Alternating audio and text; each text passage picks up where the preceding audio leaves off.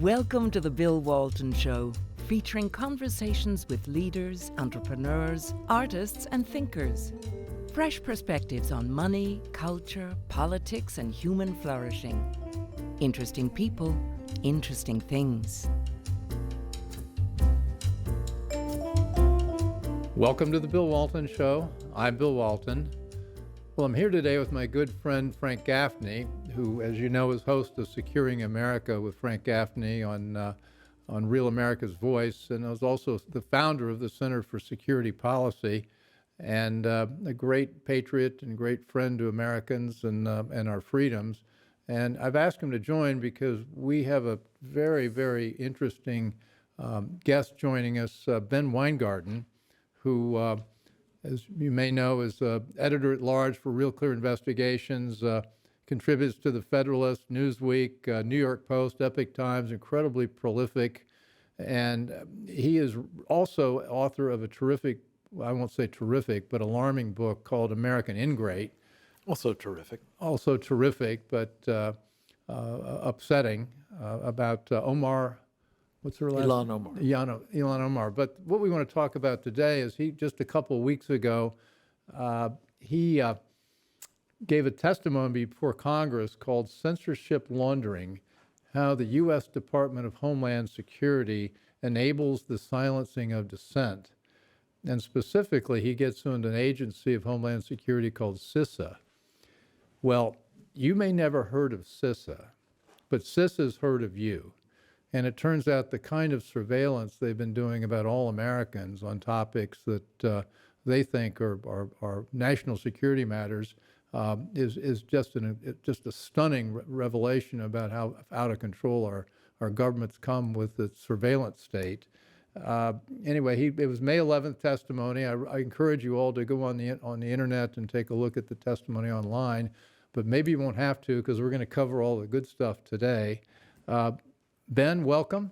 Thanks for having me. I really appreciate it. Glad to have you here. So give us a quick overview of CISA and what's at stake here, and then we'll get into the unseemly details about what they're doing. Well, CISA is a microcosm, or CISA's operations with respect to censorship directly and by proxy via social media platforms is really a microcosm of a much broader theme that I think the American people have become well aware of, which is that there's been a mass public-private censorship regime foisted upon us that runs from merely shadow banning or flagging tweets and Facebook messages all the way up to deplatforming and perhaps even debanking people, and then even more alarming, to actually throwing dissenters in jail for their views, rooted in an ideology which says that speech that the authorities don't like constitutes a quote unquote threat to our democracy, and then using that as a justification to engage in a slew of acts that I think most Americans would say violate their core, most civil liberties. And CISA, you have to ask the question, how is it that a sub-agency of the Department of Homeland Security that most Americans, as you know, have probably never heard of, came to play a role as what's been described in court filings as a nerve center of these mass public-private censorship regime activities? And I laid that out in my testimony, but the kind of top-level notes are that the Cybersecurity and Infrastructure Security Agency has stretched its mandate, its mission, to essentially say that anything Americans say that's disfavored by authorities might constitute a threat to our critical infrastructure, which CISA is tasked with coordinating the defenses around. And so consequently, your tweets about matters ranging from election integrity and mail-in balloting and the outcomes of elections to virtually anything and everything around the Chinese coronavirus, and now potentially a whole slew of other highly contentious and subjective issues, constitute essentially mini digital terrorist attacks to be neutralized accordingly. And I think that's the framing by which we ought to see it. And this reflects broader mission creep within our national security apparatus, where you have an entity like DHS broadly, who was originally created in the wake of September 11th to target foreign jihadists, now training its sights and its awesome powers on domestic wrong thinkers as the preeminent threat. And we can get into the various ways that CISA has played an integral role in censoring American speech via the social media platforms, both directly in stark detail, as well as indirectly, which takes on a potentially more insidious form. Well, the CISA is a piece of Homeland Security. How big is CISA? It has thousands of employees, doesn't it? It's all over the country.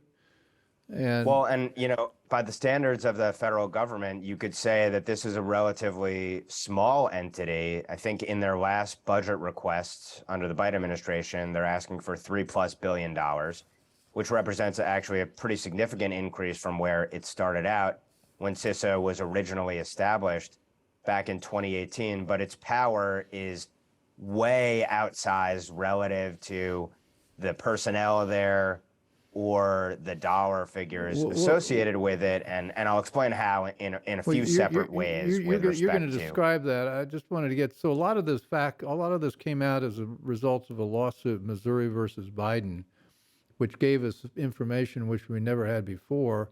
Homeland Security is supposed to protect us from foreign bad guys, terrorists, people wanting to hurt us from outside the country, but now you hear Mark Milley, who's our head of the chief of staff, talk about the biggest threat to America are white supremacists. Seems like CISA's taken the same point of view, and now they've trained their guns at so-called domestic threats, among whom are about 150 million people who may have voted or may have been supporting Donald Trump. So they've aimed their weapons at us. Right. We've met the enemy, and it is Jump us. in, Frank. Ben, I think one place that it would be very helpful for you to sort of illuminate, because it seems as though this is where CISA first broke into the public consciousness, was in connection with election integrity, specifically the election of 2020, and comments that were made at the time by the guy who was responsible for the organization concerning, well, the abundant evidence that there were real problems with election integrity in that cycle. Remind us what we learned in that course, and most especially what they were doing in the run-up to the election in CISA. Yeah, well, as you allude to, the only knowledge that most Americans probably have of CISA is that they might recall CISA's director, Christopher Krebs, now former director, who said that, essentially the 2020 election was the most above board, cleanest election, most secure election in American history. Right. In order to provide that security, so-called, CISA, through 3 different means, tried to censor wrongthink about mail-in balloting, questions about changes to election rules and policies, sometimes in real time while they were still being debated and grappled with at the state legislative level and then within state executive branches as well.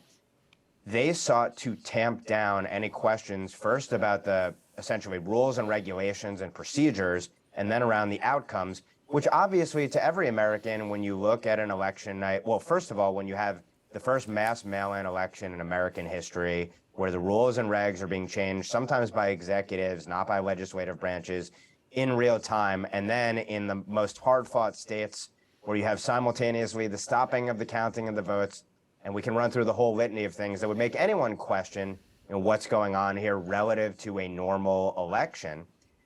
Well, at the very same time, we found out that, as Bill noted, largely through discovery in this undercovered but hugely significant case, Missouri v. Biden, that CISA was engaged in 3 activities to essentially regulate speech that we never voted for, gave them authority for, by the way, to regulate speech around the election. And those were, first of all, convening these mass meetings between the likes of CISA officials, the FBI, other governmental administrations, we suspect potentially the CIA and other 3-letter agencies as well. And not just the big tech companies, but also telecommunications companies broadly, convening these industry meetings where they talked about the imperative to combat quote unquote mis, dis, and malinformation. And in fact, asked the companies to talk about their terms of service, i.e., what constitutes offending speech that ought to be potentially ripe for censorship. And we know now that officials during these meetings essentially groomed the social media companies to be on the lookout for quote unquote hack and leaks. And you can draw a direct line from these meetings and the conversations that officials were having with these companies regarding hack and leaks and changes in terms of service to the fact that these companies did in fact change their terms of service to suppress content communications around quote unquote hack and leaks, which led to the suppression of their Hunter Biden laptop story, and thus one of the gravest instances of domestic election interference in the run-up to the 2020 election. Well, let's talk about how they got there. I mean, Christopher Krebs began to redefine their mission. They're supposed to protect American infrastructure. That was the mandate. And I guess when the Homeland Security started, we were thinking about bridges and tunnels and the World Trade Center. And they've redefined that to basically infrastructure means anything they want it to mean, which includes every institution, including elections. But the current director, Jen Easterly, who not surprisingly worked in the Obama administration, has argued now, and this is the most stunning thing in your testimony, I thought, is that the American mind is our cognitive infrastructure.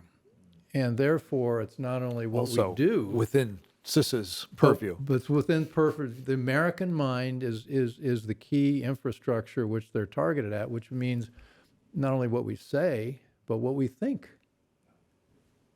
Ben? Yeah, it's stunning. It's sort of a microphone drop moment. And maybe even more stunning is that this is the view that kind of pervades the entirety of our current national security and law enforcement apparatus. So to your point, Jen Easterly, the current director of CISA, she says that CISA is tasked with defending our most critical infrastructure, and our most critical infrastructure is cognitive infrastructure. And she said this in context of her remarks talking about beefing up CISA's counter, mis, dis, and malinformation capacity.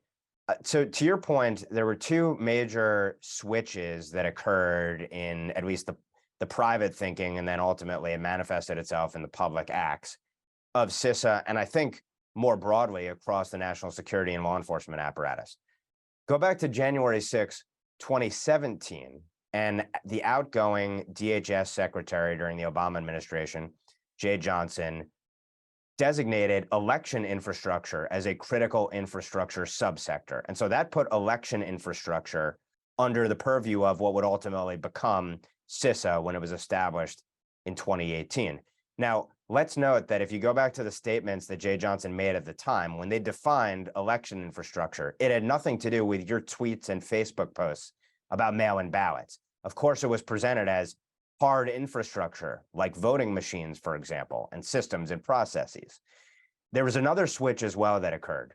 Originally, this sort of moral panic around mis, dis, and malinformation, which alarmed the national security and law enforcement apparatus, and of course the media as well, was rooted in the idea that the Russians interfered in the 2016 election, and of course that Russian interference could be tied to Trump-Russia collusion, and thus this posed a dire threat to the homeland and our election integrity.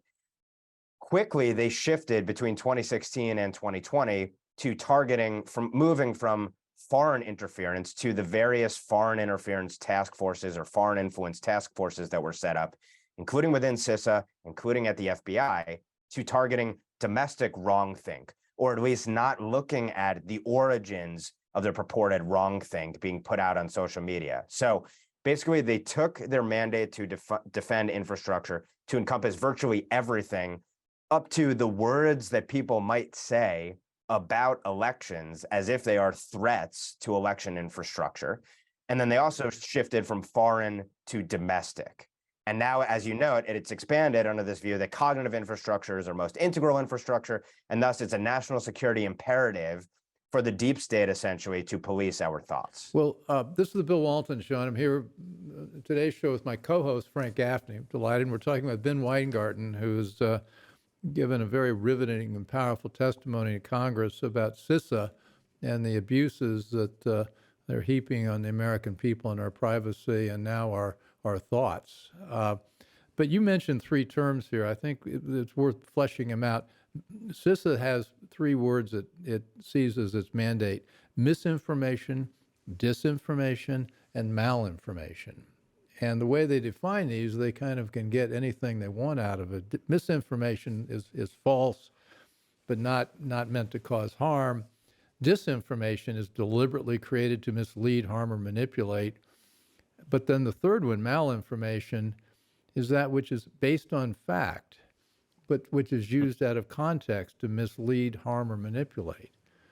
So this is an interstate highway. They can drive every truck through they want to nail Americans. Frank, right. you want? No, this is very much at the core of what Ben's talking about here. Is they've got a comprehensive approach that gives them a pretext to control thought as well as actions in a whole variety of ways that I think were not contemplated by the law, are completely at odds with our Constitution. Frank, how different is this from what the Chinese are doing?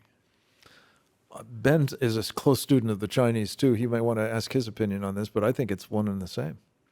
Ben? I mean, we've been talking, Frank and I just finished up talking about China and the threat there, but, you know, we're all up in arms now about TikTok, but, you know, I'd rather worry about CISA than TikTok at this point. Got to worry about both. Yeah, as Frank and I have spoken about before, our CCP captured elites are running kind of a bootleg version of an American, a social credit system with American characteristics. So it may not be as brazen, it may not be as pervasive and chilling yet, but it's well on the way to that point. And the rhetoric of our leaders certainly echoes it.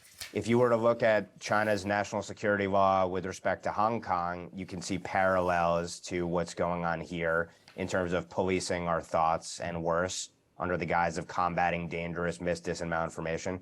And let me just note the seminal document and CISA's activities flow naturally from this, although they were occurring even before this document codified this worldview.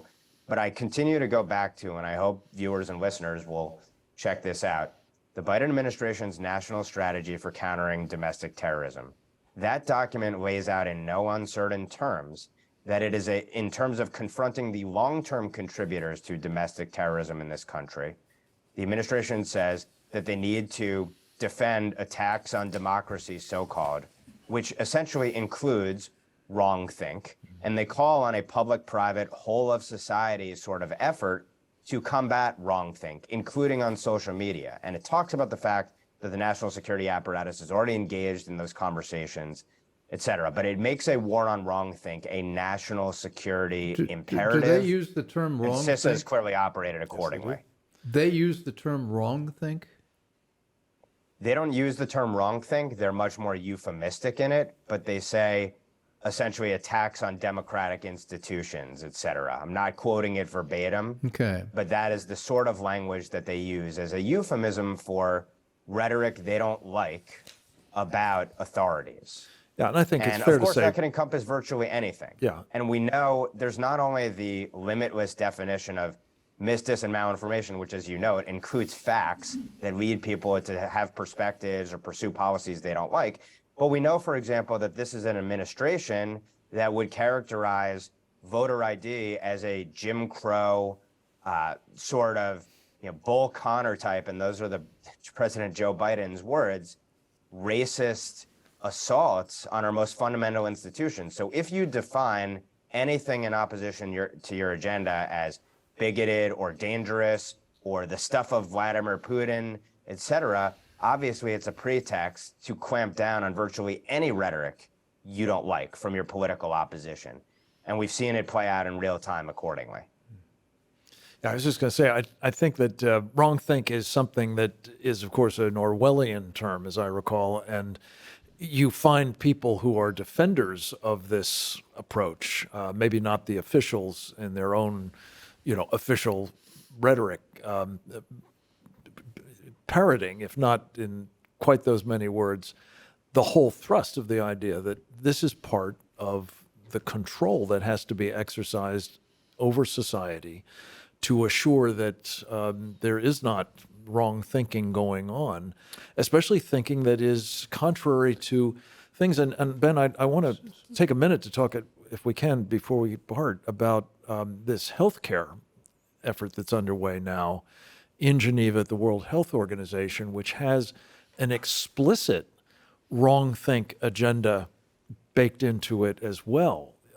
When they announce what they're going to do from on high in the World Health Organization, newly empowered as a result of efforts the Biden administration has been making to help transform it from an advisory body to one that has compulsory power, anybody who dissents from the, diktat is to be suppressed, is to be, hounded through the various mechanisms. And I think CISA will be one of them internal to the United States.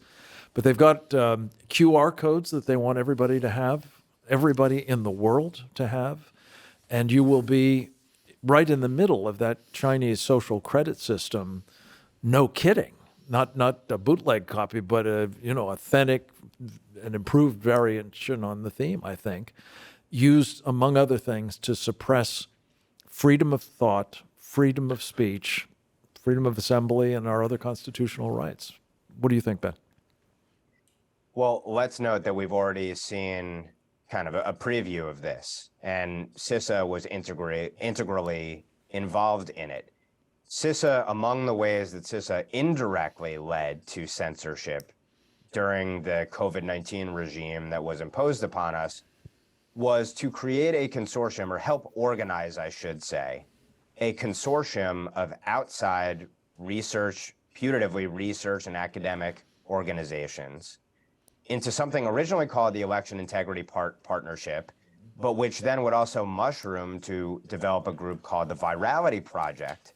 And the task of these organizations was to essentially mass surveil social media for wrongthink, again, originally on elections, and then later with respect to the coronavirus, including truth about the coronavirus under the malinformation banner, and then to mass flag for platforms offending content which violated terms of service, which that outside consortia lobbied the social media platforms to create. So in other words, they pushed the platforms to encompass in their terms of service censoring wrongthink on matters like the Chinese coronavirus. They mass surveilled those platforms for instances of wrongthink and then flagged them to the platforms to get the platforms to mass censor. And of course, this is a much more comprehensive effort than just this outside consortia, but you also had the Biden administration explicitly hounding companies to censor wrong thinkers on Chinese coronavirus. You had lawmakers talking about it. So it was a concerted governmental effort that implicated lawmakers and the government agencies and, of course, the media as well. And so we've already seen a preview to this, and maybe even more insidious is that you have medical schools, for example, who now have courses or starting to develop courses on medical mis, dis, and malinformation. So it's incredibly pervasive. It cuts across sectors. And basically, the core philosophy, which manifests itself through the actions of the government agencies and virtually every other influential institution, is that ideas that they don't like are reconstituted as threats to national security, public health, to our democratic institutions, so-called, and that therefore there's a national security or public health or defending infrastructure basis to suspend your rights. And so my core argument ultimately during this hearing was that at a bare minimum, not 1 cent of our tax dollars should go towards silencing ourselves directly or by proxy. And that is the charge to the Republican House and then also the Congress writ large and then the president. Imagine if it was put to the president's desk. Do you want to veto a bill where Americans are saying, we don't want you silencing us? I don't think we're going to get there, unfortunately, at least under this administration, but the question ought to be out there. Well, as you point out in your testimony, this is a purely political operation. What they want to target, and it's in a list in their own reports. They want to target people who question the origins of the COVID-19 pandemic, the efficacy of vaccines, U.S. withdrawal from Afghanistan. We're not allowed to talk about that. And the U.S. support to Ukraine. We're not allowed to question whether we should be doing that. On the other hand, and as you point out, they don't target anti-cop conversation. They defund the police. They're anything pro-abortion, they're all for. And environmentalism and climate change, anybody can say anything they want in support of that, but if you're against that, then you become a target for practicing, I love this term, MDM. We all ought to learn that term, misinformation, disinformation, and malinformation. Ben, the thing that you also point out is that this is not just the agency. You touched on it earlier, but they're getting all the tech companies involved in this, and they convene meetings with Facebook, Meta, Google, Twitter, Reddit, Microsoft, Verizon, Pinterest, LinkedIn, Wikimedia Foundation. They're all in the room doing the bidding of CISA. That's right. And of course, when the federal government is talking to a private entity, putatively private entity, the federal government is doing so, of course, with the full force of federal powers, up to and including, of course, hyper-regulating these companies. And at the same time, when you have those in Congress talking about issues like Section 230, a privilege that's been afforded these companies, and antitrust, and a whole slew of issues that obviously impact their business model. So it's with an implicit threat that if you don't go along with this, you might be crushed. Even though the companies, I think in many cases, and the executives in these companies agree with what the government wants, although even in the Twitter files, we see some dissension on certain issues. It's also worth noting, and it's funny in a disturbing sort of way, CISA also engaged in a practice called switchboarding at minimum in 2020, where they would receive reports of dis, or malinformation about elections and actually forward these emails flagging specific tweets and accounts along to the social media companies. That, to me, is one of the most direct ways in which essentially they got people censored. And they were treated as a privileged customer of the tech platforms because those platforms would immediately escalate those issues and then act upon them and respond to CISA about them. And also talk to CISA whenever they made terms of service changes. But beyond that, in those emails, they had these massive disclaimers, which are almost hilarious, where they say, essentially, CISA is not directing you to censor. CISA makes no comment about the veracity of the disinformation, et cetera. It's like they put in the disclaimer what they know they're actually doing, which is leaning on these companies to censor your First Amendment core political speech, which is supposed to be protected.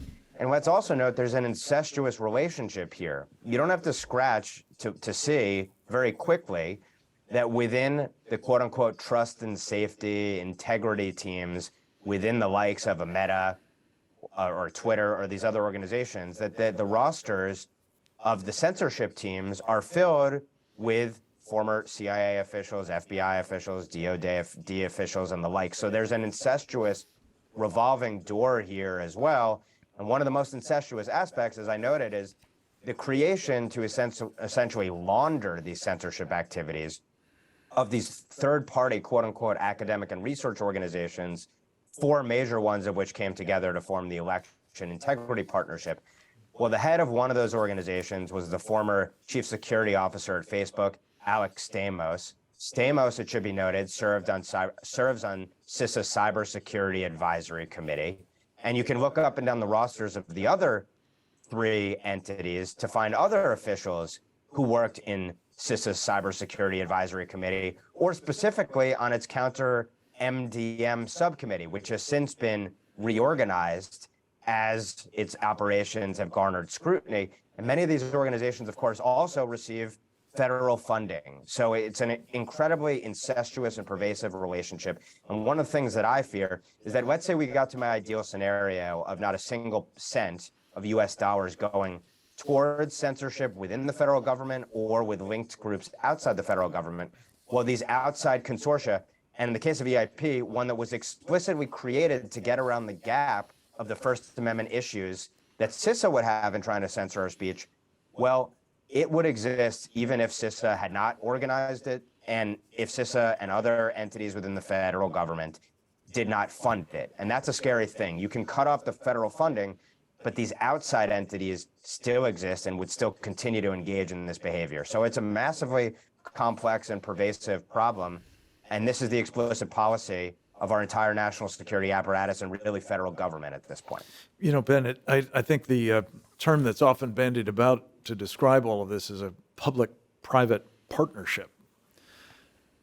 And that seems to me to describe fascism, pretty much. Would you call what you're talking about here, I mean, I guess you can brand it as other ideologies as well, totalitarianism at the core, whether it's communism or fascism or Marxism or something else, but that's where we are, is it not? And if you would, in responding to that as well, just tease out one piece of this in particular, which I think is in need of further discussion, and that is the self-censorship that begins to kick in as the state's power is manifested through these partnerships and outside arrangements. Yeah, I think it's a critical point, the chilling effect here, which is a second or third order, I guess, effect when you have people's views being censored.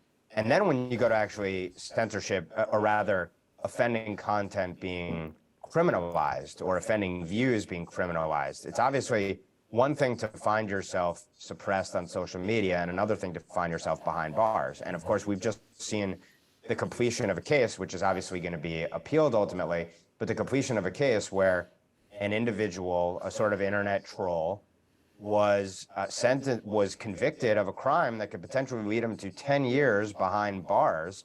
And that crime was tweeting a satirical tweet about how Hillary Clinton supporters could text their vote to a certain number. The DOJ essentially classified that as depriving people's fundamental right to vote by tricking them essentially based on a Ku Klux Klan focused statute.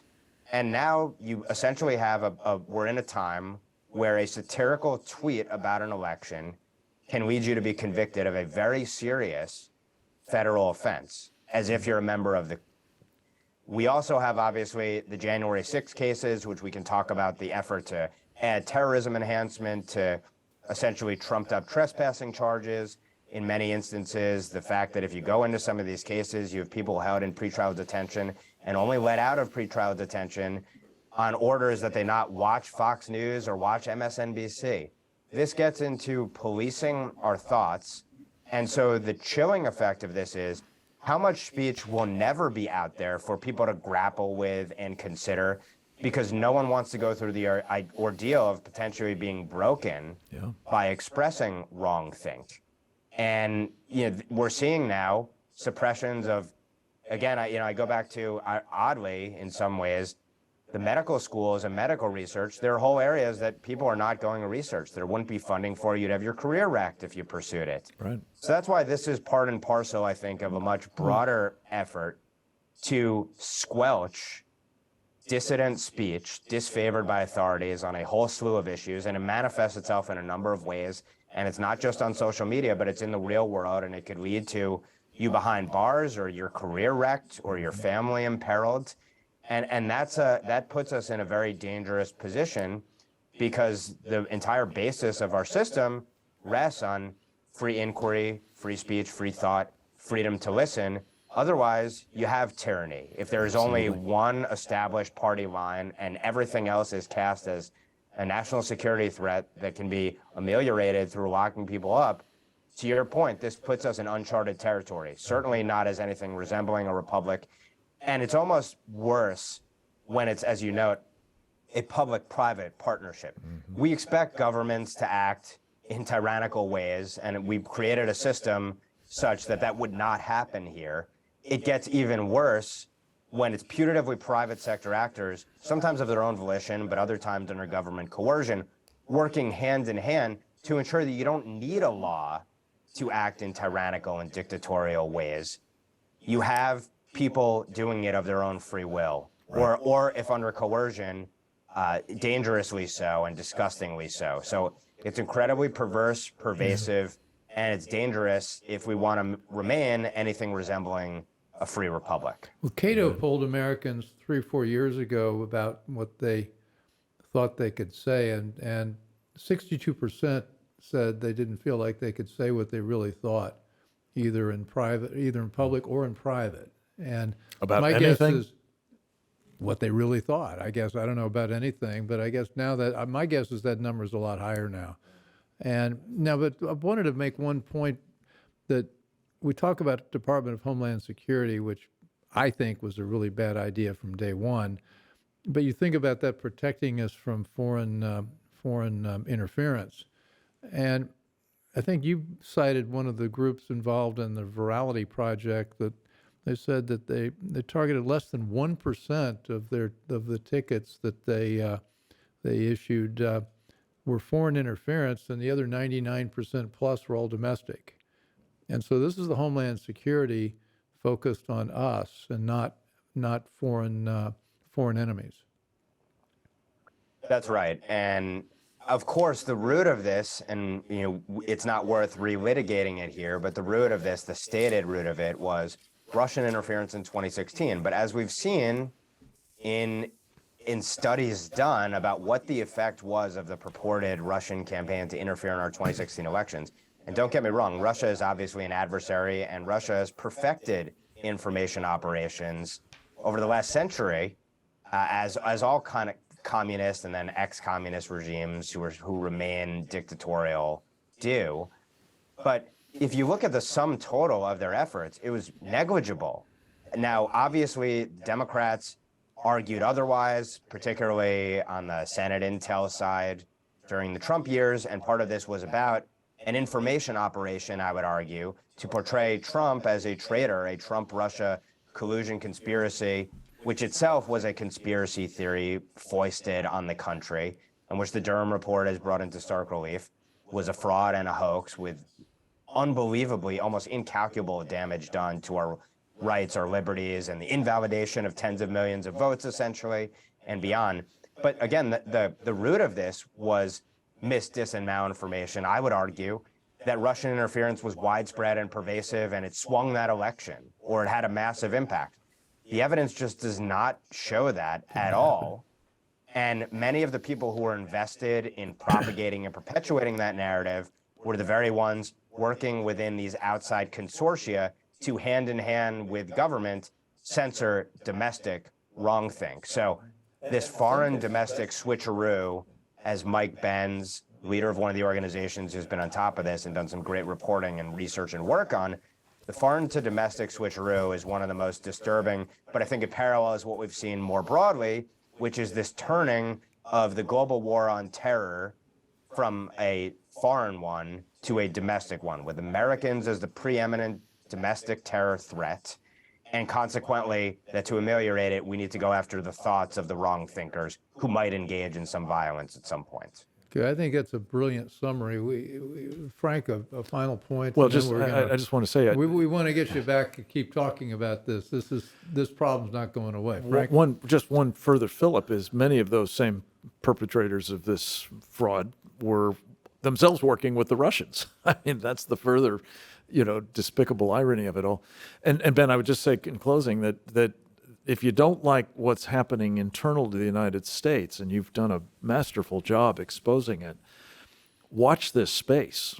Because as I said earlier, the idea that we're now going to have international institutions granted the authority to be monitoring and surveilling and otherwise controlling what we say, what we think, what we do, perhaps contracting out some of it to local authorities, but perhaps using these other extra national techniques like, digital IDs and social credit systems operating on the basis of them to control us in ways that we haven't even comprehended yet, let alone experienced. And that's the coming, I think, danger that we're facing. And your warnings are so important to help stave it off. God bless you. So Ben, thank you. Hope to have you back. This is we've just touched the tip of the iceberg here, but you've done tremendous work on this and a lot of other topics, and so we're just really happy to be. Frank and I've been doing this together for a while. I'd like to have you part of the global anti-conspiracy team. Amen. Anyway, so this has been the Bill Walton Show, here with Ben Weingarten, talking about his recent testimony to Congress about CISA, and I highly recommend you look it up and take a look, because it's chilling what's happening. I think we covered that. And also here with Frank Gaffney, founder of Center for Security Policy and host of a terrific show on Real America's Voice. Indeed. With Bill Walton frequently. Occasionally with me.